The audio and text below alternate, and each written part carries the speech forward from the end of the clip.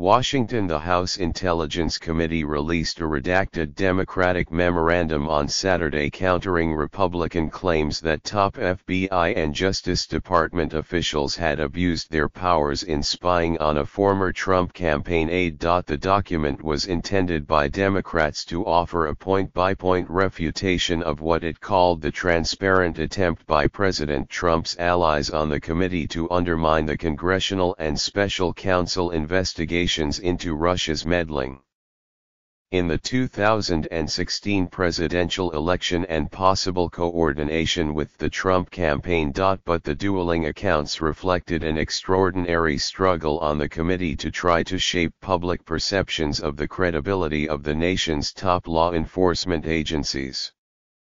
For weeks, instead of focusing its full energy on investigating an attack on the American democratic system, the committee has been pulled into a furious effort by Mr. Trump and his allies to sow doubts about the integrity of the special counsel inquiry and the agencies conducting it. The Democratic memo amounted to a forceful rebuttal to the president's portrayal of the Russia inquiry as a witch hunt being perpetrated by politically biased leaders of the FBI and the Justice Department. The newfound animosity toward the FBI among ostensibly law and order Republicans was reflected this past week at the Conservative Political Action Conference, where speakers like Wayne LaPierre, the head of the National Rifle Association, attacked what they called its rogue leadership. At the conference on Saturday, Representative Devin Nunes of California, the committee's Republican chairman, said the newly released memo showed that Democrats were engaged in a cover-up and were colluding with parts of the government to carry it out. The Democratic memo underwent days of review by top law enforcement officials after the president blocked its outright release 2 weeks ago, with the White House counsel warning that the document contains numerous properly classified and especially sensitive passages. On Saturday afternoon, after weeks of haggling over redactions, the department returned the document to the committee so it could make it public. The release was expected to be the final volley, at least for now, in a bitter partisan fight over surveillance that has driven deep fissures through the once bipartisan Intelligence Committee. Representative Adam B. Schiff, the top Democrat on the committee, said on Saturday that the Democratic memo should put to rest Republican assertions of wrongdoing against the former Trump aide, Carter Page.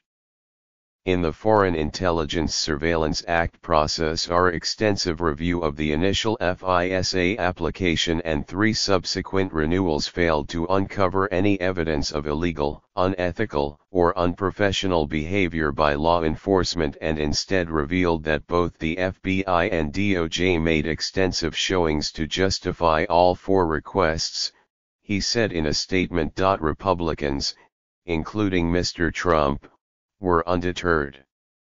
The White House dismissed the Democratic document as an attempt to undercut the president politically. The Democrat memo response on government surveillance abuses is a total political and legal bust, Mr. Trump wrote on Twitter. Just confirms all of the terrible things that were done. So illegal. The president said on Saturday night that the memo confirmed the Republican version of events and reflected poorly on Democrats, suggesting that both were grounds for launching an investigation of his political opponents that was nothing but a confirmation, and a lot of bad things happened on the other side, not on this side, but on the other side, and somebody should look at it, because what they did was really fraudulent, Mr. Trump said in a telephone interview with the Fox News host Jeanine Pirro. By somebody, the president added, I mean you know who. He appeared to be referring to Jeff Sessions, the Attorney General, whom he has savaged in recent days for failing to open an investigation of unspecified crimes by Democrats. The Intelligence Committee dispute centers on an application by the FBI in October 2016 to secure a secret warrant to spy on Mr. Page, suspected by American law enforcement of being a Russian agent, as well as the subsequent renewals. Republicans, in their own 3.5-page memo, had claimed that top law enforcement officials abused their most sensitive powers in relying on politically motivated research provided by a former British spy, Christopher Steele. The Republicans complained that the FBI did not tell a secret intelligence court that Mr. Steele's work had been financed by the Democratic National Committee and Hillary Clinton's 2016 presidential campaign, suggesting that a judge needed to know that information to evaluate the credibility of the information. But the Democratic document shows that the FBI did tell the surveillance court that Mr. Steele's research was commissioned by someone who wanted to discredit Mr. Trump's campaign, and that the information provided by Mr. Steele, a trusted source in the past, was only part of the evidence supporting a wiretap. According to the memo, officials laid out a multi-pronged rationale for spying on Mr. Page, including his past interactions with Russian spies, and informed the court of a counterintelligence investigation then underway into the Kremlin's covert influence campaign. Mr. Page, a former investment banker based in Moscow, had been on the F.B.I.'s radar for years, long before his work with Mr. Trump. The Democratic memo reveals that the FBI interviewed Mr. Page as late as March 2016 about his contacts with Russian intelligence agents, the same month Mr. Trump added him to his foreign policy advisory team. The information from Mr. Steele was about specific activities in 2016 by Mr. Page, including suspected meetings with close associates of President Vladimir Putin of Russia during a July trip to Moscow, the Democrats said. The document says that the Bureau did disclose to the court that it had made use of information that was gathered through politically motivated means, and quotes from the application itself. The FBI speculates that the identified U.S. person was likely looking for information that could be used to discredit Mr. Trump's campaign, the FBI wrote in the application. The Democrats said that it would have been inappropriate and inconsistent with standard practice for officials to have disclosed to the court the names of American individuals and organizations that had paid Mr. Steele. The FBI frequently relies on sources who have agendas, whether it is a gang turncoat or a mafia informer. What is typically seen as important by courts is that the agenda is disclosed to a judge. In the case of Mr. Page, the surveillance applications were reviewed by 4 different judges, all appointed by Republican presidents, the document says. Each approved of the request. The memo also asserts that in applications to renew the wiretap, the FBI provided the court with information from independent sources corroborating Mr. Steele's findings. Much of the specific corroborating evidence was blacked out. And, according to the Democrats, the wiretap produced valuable intelligence for the FBI that was used to justify its renewal 3 times.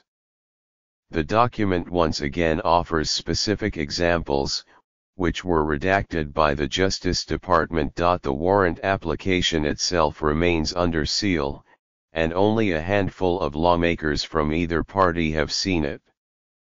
The New York Times has filed a motion asking the surveillance court to take the unusual step of unsealing it. The Democratic document also rebuts claims by Republicans, including Mr. Trump, that the FBI relied on Mr. Steele's findings to open its counterintelligence inquiry in late July 2016. Information from Mr. Steele, the memo says, did not reach the FBI counterintelligence team investigating Russian meddling until mid-September, well after the inquiry had been opened and after the FBI had already begun looking at other campaign associates. The document challenges several other prominent Republican claims.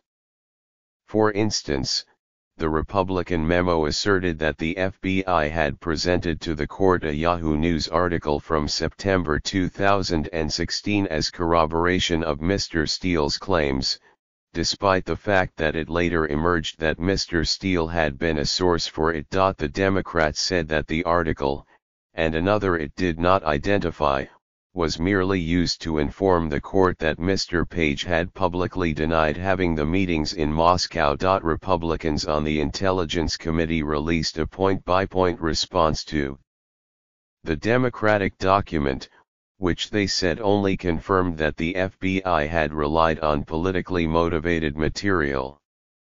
In a separate document, they wrote that the Democrats had provided a lengthy but wholly unpersuasive attempt to distract from the committee's key findings on surveillance abuse. Mr.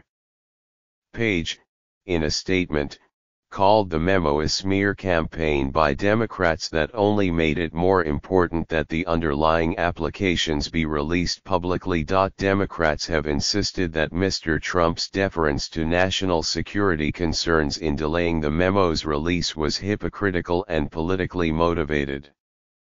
Just a week before blocking their memo's release, the president had ignored similar objections from the Justice Department and the FBI to declassify the contents of the rival Republican memo, which was based on the same underlying documents.